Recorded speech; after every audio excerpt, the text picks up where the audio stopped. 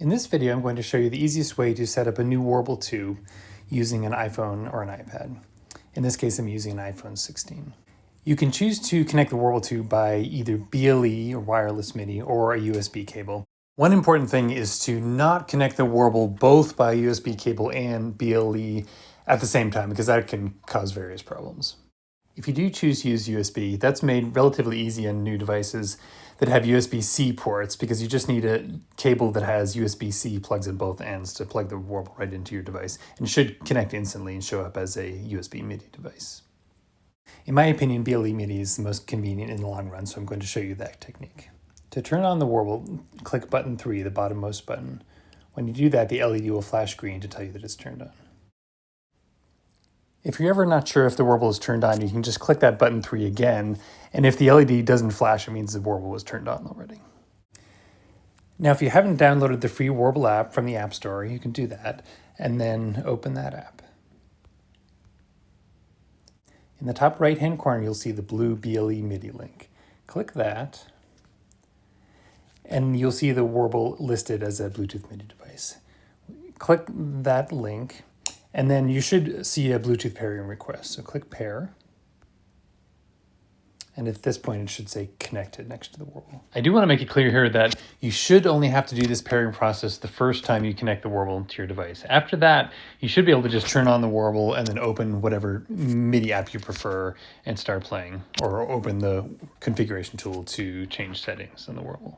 Occasionally things do go wrong and the WARBL won't connect, and you'll need to go into the Bluetooth settings in the settings app in your device and forget the WARBL, which I'll talk about a little bit more later.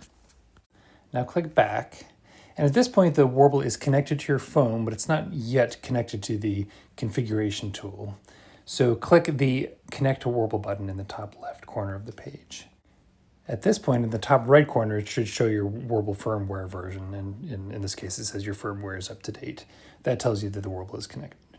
So to hear sound, the easiest thing to do is use the built-in sound in the configuration tool by clicking the little loudspeaker icon in the top left corner of the page. At that point, you can start playing using the default tin whistle sound. One thing to notice is that at this point I haven't changed any settings in the configuration tool itself. That's because the WARBL by default is set up to play like a tin whistle, and the idea is that beginning users won't have to change any settings right away. The first thing you'll want to do at some point is to calibrate the optical sensors down here in the bottom part of the tool, and there is a video on the WARBL website and instructions in the user manual about how to do that. I calibrate the sensors from my fingers before I send out WARBLs, but everybody's fingers are a little bit different, so you'll definitely want to do that before too long. But other than that, to play the WARBL as a tin whistle, you won't have to change any settings right away. To change the audio settings in the configuration tool, you can click the 3 little dots underneath the loudspeaker icon. There's a button at the top to test the audio, which helps diagnose any sound issues you might be having on your phone. If you click that, it'll just play a quick test sound. Right below that, you can choose the sound that you want to hear, and I might be adding more sounds to this in the future. But the audio in the configuration tool is mostly just meant for testing, and generally you'll get better sound quality and maybe slightly faster response by using a standalone MIDI app. You can also adjust the reverb level, and then the transpose semitones it just allows you to change the key so you can play in different keys. Once you're ready to move beyond the built-in sound in the configuration tool, there are lots of MIDI apps available on iOS, and that's one of the reasons I recommend iOS devices with the WARBL.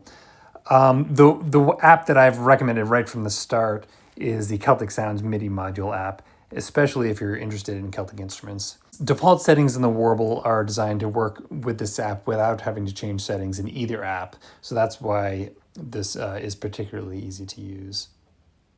Once the WARBL is connected to your device, you should be able to just open this app and start playing. One common question I get is when you open this app, there might not be sound the first time. And one very common reason for that is the MIDI channel slider is easy to move accidentally. And if this is set to any channel other than 1 with the default WARBL settings, you won't hear any sound. So if you don't get any sound, make sure this slider, the third one from the bottom, is just turned down all the way to MIDI channel 1. Another thing that might happen occasionally is if the order of turning on the Warble and opening this app isn't right for your particular device. You might not hear sound. So try turning on the Warble first and then opening the app, or do it the other way around. And I'm not sure why that matters, but occasionally it does. Usually it'll work either way, but occasionally you might need to change those order of operations. The one other troubleshooting thing I want to mention is with regards to BLE MIDI devices. Sometimes you'll open a MIDI app or the Warble app and the Warble won't be connected. And for reasons, again, unknown to me, occasionally BLE MIDI devices will need to be forgotten and then repaired. And the way you do that is not in the Warble app itself, but go to the settings on your phone or iPad and go to your Bluetooth settings. And then find the Warble in that list and click the little info icon on the right and click Forget This Device. And at that point, you should be able to go back into the Warble app and into the BLE MIDI pairing and repair the Warble. So that's it for initial setup. If you have questions about any of this, the forum on the Warble website is a great place to ask those. Or feel free to email me at info@warble.xyz, or you can add comments in the discussion below. Thanks for watching.